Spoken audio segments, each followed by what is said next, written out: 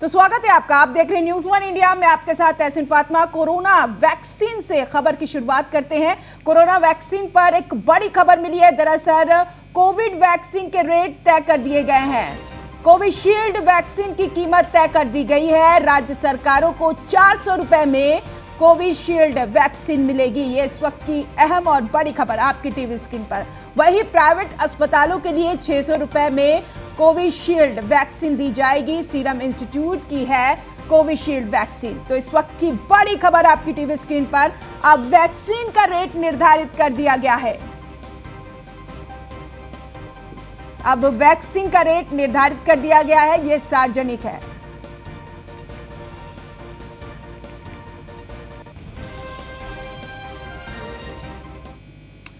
तो कोरोना की दूसरी लहर में राहत की खबर। कोवैक्सीन पर आईसीएमआर का बड़ा दावा है।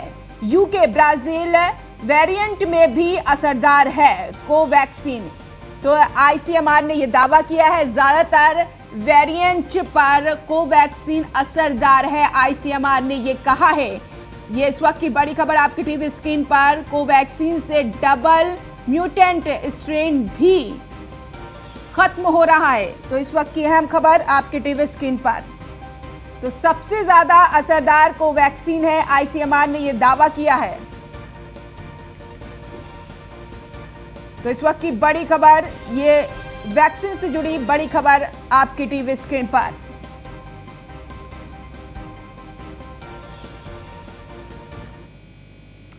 बढ़ेंगे आगे। महाराष्ट्र में लॉकडाउन पर सूत्रों के हवाले से खबर मिल रही है। दरअसल ये बड़ी खबर है, महाराष्ट्र में नहीं लगेगा पूरे लॉकडाउन। ये सूत्रों के हवाले से खबर मिल रही। राज्य में कड़ी पाबंदी की जा सकती है। आज हो सकता है सख्त पाबंदी का ऐलान। एक दूसरे जिलों में आवाजाही पर रोक संभव है। सूत्रों के हवाले से खबर मिल रही है, ज्यादा भीड़ वाले बाजारों में सख्ती की जा सकती है। सख्ती की तैयारी है।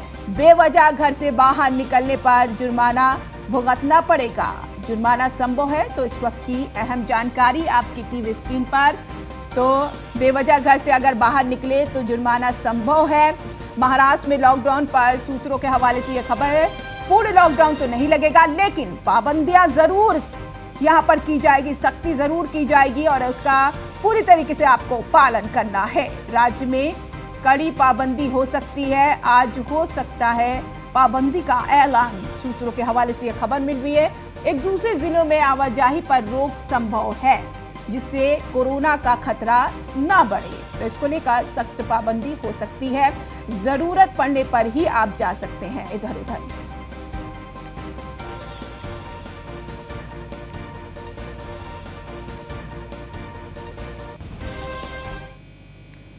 उधर मुंबई पुणे के बस अड्डों पर भारी भीड़। लॉकडाउन की आशंका में बस अड्डों पर भीड़ जुट गई। एक बार फिर वो नजारा देखने को मिल रहा है। इससे पहले भी मुंबई में ऐसा ही नजारा देखने को मिला था। एक बार फिर देखिए ये तस्वीर आपके सामने। लोगों को लग रहा है कि लॉकडाउन लग जाएगा और वो रोजी रोटी को तरस जाएंगे, भूखे मर जाएंगे, और यही वजह है कि लोग अपने घर को पलायन करने को दिख रहे हैं। आप तस्वीर देखिए किस तरह से लोग बेतहाशा अब अपने घर के लिए निकल चुके हैं। मुंबई पुणे के बस अड्डों पर भारी भीड़ देखी जा रही है। लॉकडाउन की आशंका में बस अड्डों पर भीड़ जुटी है। इन्हें लग रहा है कि लॉकडाउन लग जाएगा तो रोजी रोटी पर संकट आ जाएगा, खाने पीने पर अहम असर पड़ेगा, नौकरी भी जाने का खतरा है। कईयों की तो नौकरी चली गई, कंपनी बंद हो गई। ऐसे में लॉकडाउन की आशंका जताई जा रही है। हालांकि सरकार ने साफ लफ्जों में कहा है कि पूरे लॉकडाउन तो नहीं लगेगा, लेकिन पाबंदियां जरूर हो जाएंगी। कंपनी में काम करता था। क्या कंपनी? स्टील कंपनी का। तो आप गाँव जा रहे हो, किस वजह से, क्या तकलीफ? गांव जा रहा हूँ, कंपनी बंद हो गया। 8 ही घंटा चल रहा है, इसकी वजह से जा रहा हूँ। हाँ। गाँव कहाँ? गांव मेरा यूपी है।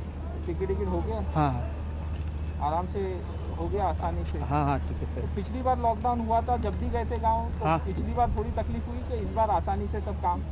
पिछली बार भी तकलीफ हुई। अभी तो आया हूँ, इसे देखता हूँ प्लेटफार्म पे कैसा है, तभी मालूम पड़ेगा क्या। तो टिकट अभी हुआ नहीं है? हो गया है, टिकट हो गया है। अपने को इधर इसे इधर गुजारा होने वाला नहीं है। सब बंद हो गया है। मार्केट जो खुला है हाफ डाउन कर रहे हैं। जो 10 रुपये का सामान है वो 15 रुपये दे रहे हैं। कैसा हम लोग जिए, इसीलिए जा रहे हैं गाँव। तो पिछली बार जब लॉकडाउन हुआ था जब भी गए थे आप? हाँ पिछली बार भी गया था।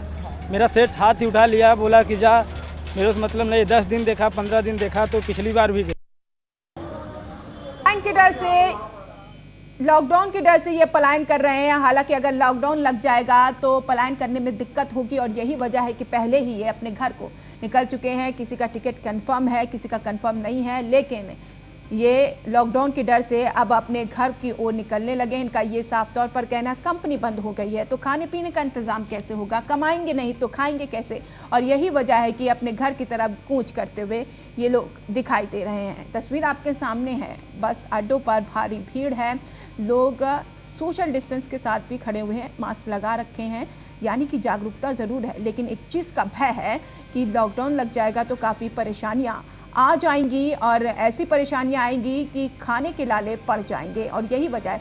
एक साल पहले की तस्वीर आपको याद होगी कि जब मुंबई, महाराष्ट्र के कई इलाकों में, कई जगहों पर भारी भीड़, बस स्टैंड की अगर बात किया जाए, रेलवे स्टेशन की बात किया जाए, भारी भीड़ उमड़ पड़ी थी क्योंकि इन्हें लॉकडाउन का डर था। और आनंद गायकवाड़ संवाददाता फोन लाइन पर जुड़ गए हैं इस खबर पर जानकारी देने के लिए। आनंद, सरकार ने तो साफ कह दिया है कि पूर्ण लॉकडाउन नहीं लगेगा, फिर किस चीज का डर है ये लोगों को? जी देखिए, ऐसा है कि कल जो महाराष्ट्र सरकार के कैबिनेट की मीटिंग हुई उसमें यह तय हो गया था कि सभी मंत्रियों ने सीएम को रिक्वेस्ट की है कि संपूर्ण लॉकडाउन यही पर्याय है। और हो सकता है कल स्वास्थ्य मंत्री ने भी कहा है कि सीएम ठाकरे आज रात में संपूर्ण लॉकडाउन की घोषणा कर सकते। अभी कठोर निर्बंध तो लगाए दिए गए हैं, लेकिन बावजूद उसके लॉकडाउन का फैसला नहीं हो रहा है। इसकी वजह तो खुद सीएम ठाकरे आज रात को बता पाएंगे। जी, किस तरीके की सख्ती पाबंदियां हो सकती है? अगर कोरोना की बात कर लिया जाए तो वहां पर कोरोना किस हद तक बढ़ रहा है, क्या काबू में आ रहा है या फिर बेतहाशा बढ़ता हुआ कोरोना नजर आ रहा है? जिस तरह से पिछले 15 दिनों में हमने जो फिगर्स देखी है कोरोना संक्रमितों की, 60,000 के ऊपर ही है। एक दिन तो हमने पिछले हफ्ते में 68,000 तक छू लिया था। कोरोना अभी भी कंट्रोल से बाहर है, सरकार को अभी कोरोना कंट्रोल नहीं हो रहा है, तो संपूर्ण लॉकडाउन यही पर्याय है। और सरकार निर्बंध लगा रही है, नियमों का पालन लोग नहीं कर रहे। उसकी वजह यह है कि लोग अभी भी कंफ्यूज है कि क्या किया जाए। लेकिन यहाँ पर बस स्टैंड पर देखिए भारी भीड़ है, क्या नियमों का पालन कराने के लिए कोई भी जिम्मेदार व्यक्ति वहां पर मौजूद है, कर्मचारी मौजूद है? क्या सरकार की तरफ से प्रवासियों के लिए कोई ऐलान किया गया है, कोई सहायता का ऐलान किया गया है, या फिर ये ऐसे ही वहां से निकल रहे हो अपने घर की तरफ?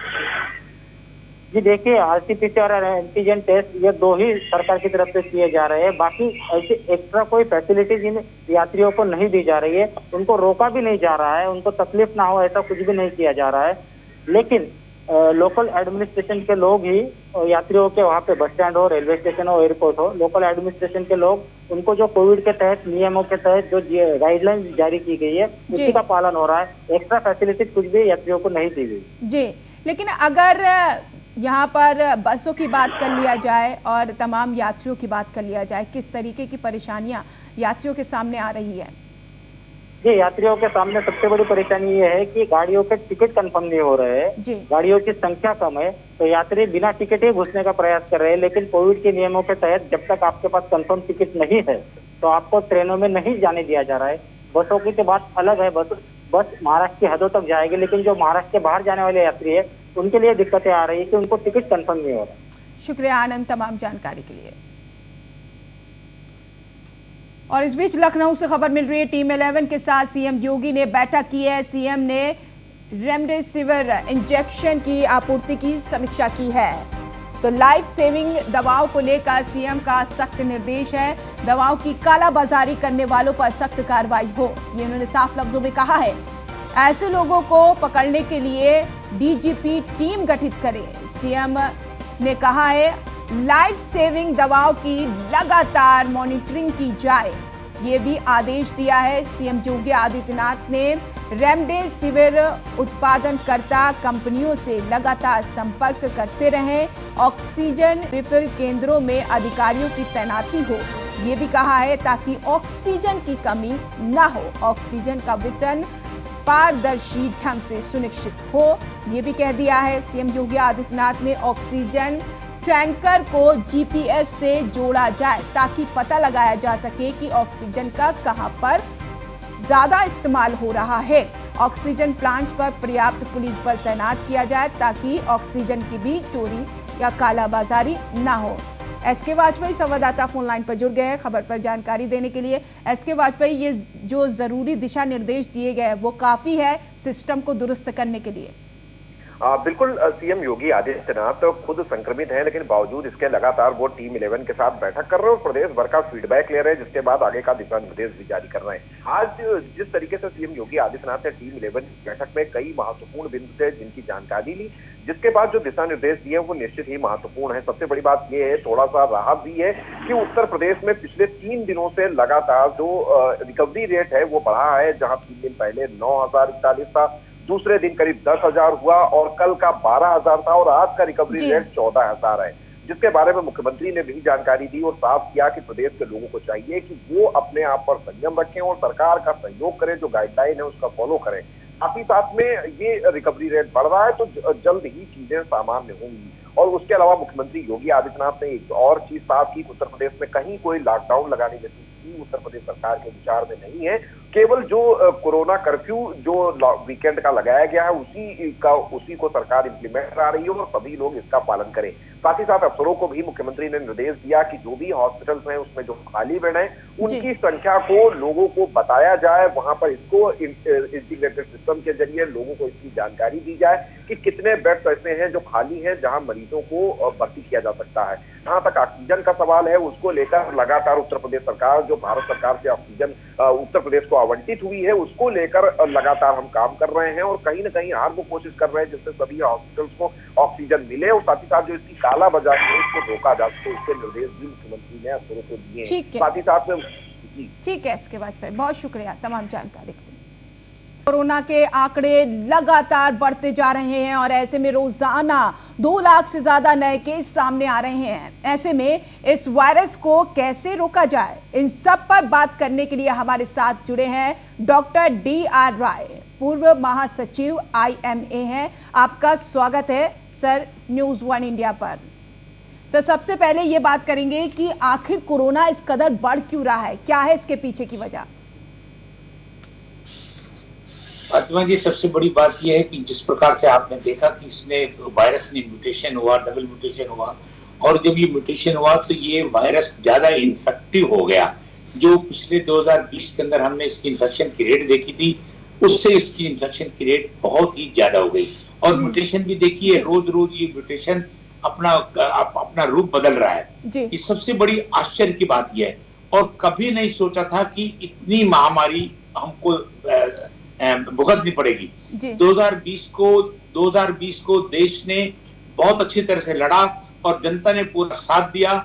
यहाँ कहते हुए मुझे कोई शर्म नहीं है, जनता इतनी निश्चिंत हो गई जब दिसंबर नवंबर के महीने में कि अरे अब तो हमने जीत लिया, और जब दिसंबर में पता लगा कि 16 जनवरी से हमको वैक्सीन मिल रहा है तो और भी निश्चिंत हो गई और सारे प्रोटोकॉल तोड़ दिए, सारी परहेज छोड़ दी, लोगों का मिलना जुलना चालू कर दिया, होटलों में जाना चालू कर दिया, पार्टियां चालू कर दी। तो बताइए, कभी भी कोई महामारी जब आती है 1, 2, 3 साल तक रहती है, ये हम एज ए डॉक्टर बार बार कहते रहे और उसके बावजूद हम लोग नहीं समझे, हमारी लापरवाहियों ने आज हमें इस कगार पे खड़ा कर दिया। और अब देखिए पूरे देश की स्वास्थ्य सेवाएं चरमरा रही हैं। बिल्कुल, अगर किसी अस्पताल के अंदर मरीज को भर्ती किया जाता है, ऑक्सीजन क्लियर ऑफ ऑक्सीजन नहीं है तो वो कहाँ जाएगा? कोई सड़क के ऊपर नलका तो नहीं लगा वो उसको खोल के ले लेगा, सिर्फ अस्पताल है। और हमारी जनता को देखिए उसने क्या किया, कुछ लोगों ने 4-4, 5-5 सिलेंडर लेके अपने घर में रख लिए और हमने डॉक्टरों ने बार बार कहा, ड्रग कंट्रोलर से भी कहा, दूसरों से भी कहा कि कृपा करके ऑक्सीजन और रेमडेसिविर और कोविड की दवाइयां सिर्फ अस्पतालों में दीजिए, काउंटर पे मत दीजिए। अगर जो भी मरीज होगा भर्ती वाला रेमडेसिविर जो भर्ती होगा उसी को मिलने वाली है, लेकिन नहीं, अब ये वाला सबसे बड़ा इस चेन को तोड़ना हमारी प्राथमिकता हो गई है और इसके लिए हमको अपने आप को संयम रखना पड़ेगा, घर से बाहर ना निकलें। अगर हम अपने घर से बाहर नहीं निकलेंगे तो हम इसको कंट्रोल कर सकते हैं, लेकिन अगर हमने अपनी लापरवाही जारी रखी डॉक्टर साहब, एक मजबूरी है लोगों का घर से बाहर निकलना। चलिए, जो बेवजह निकल रहा है उसकी बात अलग है, लेकिन कुछ लोग हैं जो अपनी रोजी रोटी के लिए बाहर निकल रहे। देखिए 4 महीने का जब लॉकडाउन लगा था तब स्थिति कितनी ज्यादा भयावह हो गई थी, लोगों के सामने रोजी रोटी का संकट आ गया था। तो ऐसे में एक मजबूरी है लोगों का बाहर निकलना। लेकिन देखिए, मास्क, 2 गज की दूरी, वहां पर सारी चीजों का पालन भी करता रहा शुरू से मनुष्य, उसके बावजूद भी कोरोना हावी होता रहा। कहीं कुछ चूक तो नहीं हो रही, किसी चीज को हम नहीं समझ पा रहे हैं? देखिए, पहले हमने ये कहा कि ये इन्फेक्शन कॉन्टेक्ट से होता है, और अब हमारी ये डाटा हमारे पास आ गए हैं कि ये इन्फेक्शन कॉन्टेक्ट के अलावा ये एयरबॉर्न है, ये हवा के अंदर है। अगर सपोज कीजिए 4 व्यक्ति एक जगह पर खड़े हुए हैं और 10-15 मिनट भी बात की है, तो वो थोड़े बहुत वायरस अपने से उस एटमॉस्फेयर में छोड़ देंगे, और कोई आदमी कहेगा मैं खाली हूं, मैं वहां जाके पेड़ के नीचे खड़ा हो जाता हूं, लेकिन वो वायरस वहां पे खड़ा हुआ है, घूम रहा है। यही वाली कंडीशन हुई कि उनको पता भी नहीं लगा हम किसी कॉन्टेक्ट में आए, लेकिन वो संक्रमित हो गए। इसी तरह से अगर एक कमरे के अंदर 4 आदमी बैठे हैं, सिर्फ एक वहां पर पॉजिटिव है, उसने जितने वायरस छोड़ दिए, उस कमरे के अंदर वो वायरस है, तो वायरस उनको भी वो खत्म कर रहे हैं। कॉन्टेक्ट है, आपने 2 गज की दूरी भी रख ली, मास्क भी लगा लिया, लेकिन कभी कभी तो आदमी मास्क को ऊपर नीचे करता ही है ना जी। तो ये एयरबॉर्न होने की वजह से, और दूसरी इन्फेक्शन रेट, इन्फेक्टिविटी उसकी बहुत ज्यादा है, जो हमारा स्ट्रेन 2020 के अंदर था। जी, एक चीज मैं आपसे समझना चाहूंगी, जब कोरोना के सिम्टम्स, अगर सिम्टम्स की बात कर लिया जाए, कुछ सिम्टोमेटिक है, कुछ असिम्टोमेटिक मरीज मिलते हैं, लेकिन जब हमें सिम्टम्स मिलता है कोरोना का, वो सिम्टम्स जानना चाहेंगे, वो कैसा सिम्टम्स होता है? अगर हमें लग रहा है कि हमें कोरोना है या फिर ऐसे सिम्टम्स हैं, तो हमें प्रथम उपचार क्या करना चाहिए ताकि घर में ही हम ठीक हो सके? फातिमा जी, जो आज की तारीख में इवन हमें डॉक्टर होते हुए भी मुझे कहते हुए कोई वो नहीं हो रही कि कोई भी व्यक्ति खांसता हुआ, छींकता हुआ और अगर बुखार में आता है, तो हम सबसे सर्वप्रथम उसको कहते हैं कि भाई तो अपना कोविड का टेस्ट करवा दें, क्योंकि हम भी नहीं चाहते कि हम कोविड कहीं मिस ना कर जाएं।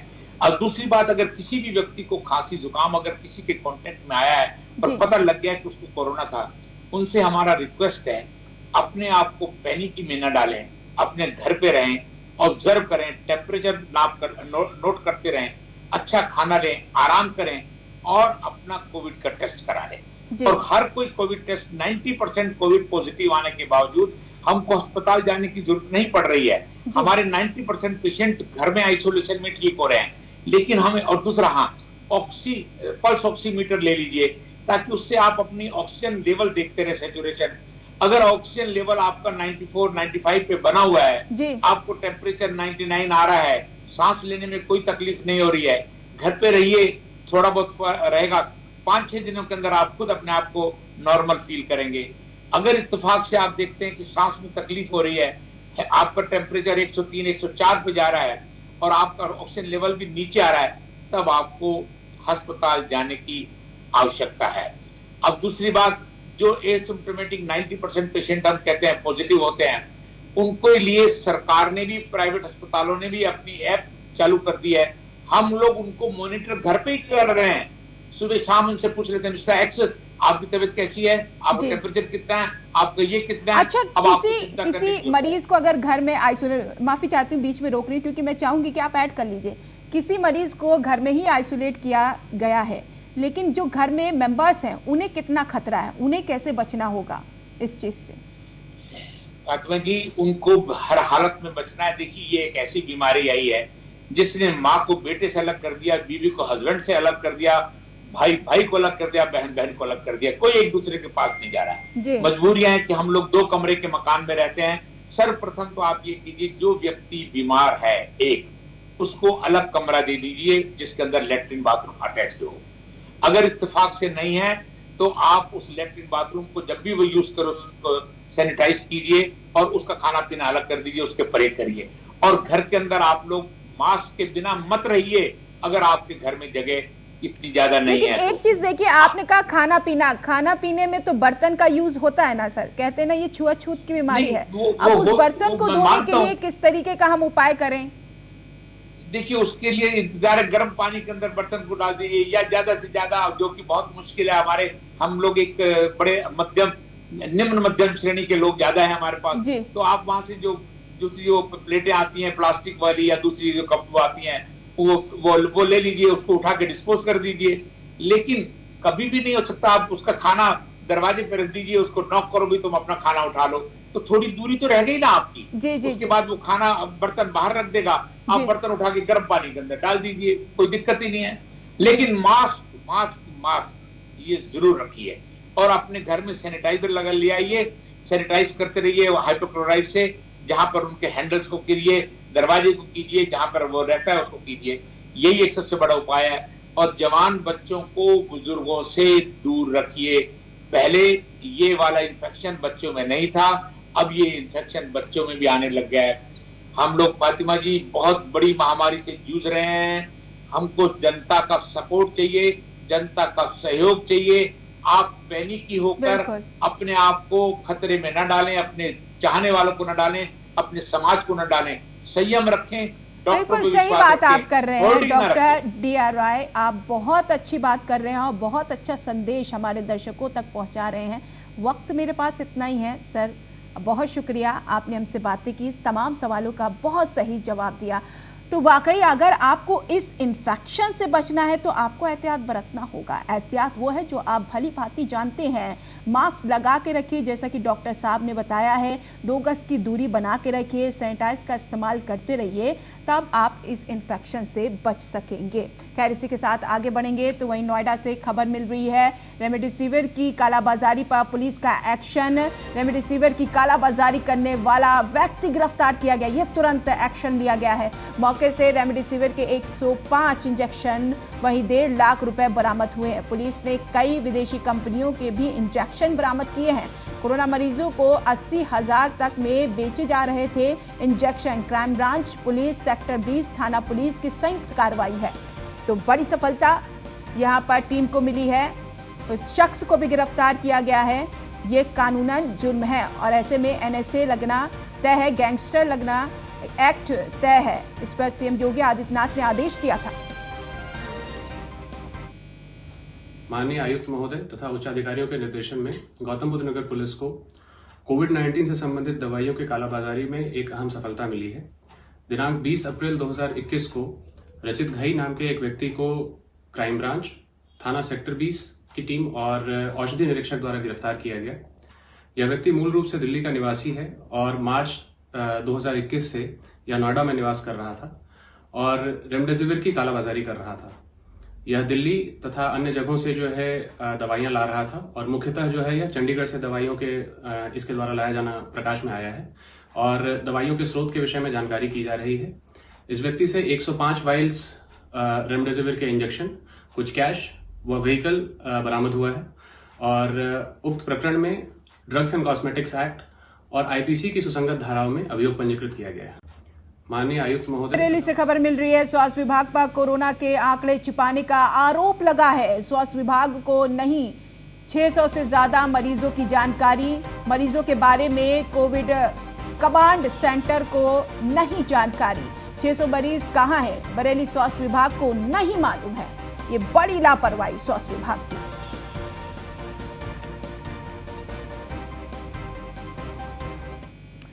और फिलहाल इस बुलेटिन में इतना ही। नमस्कार।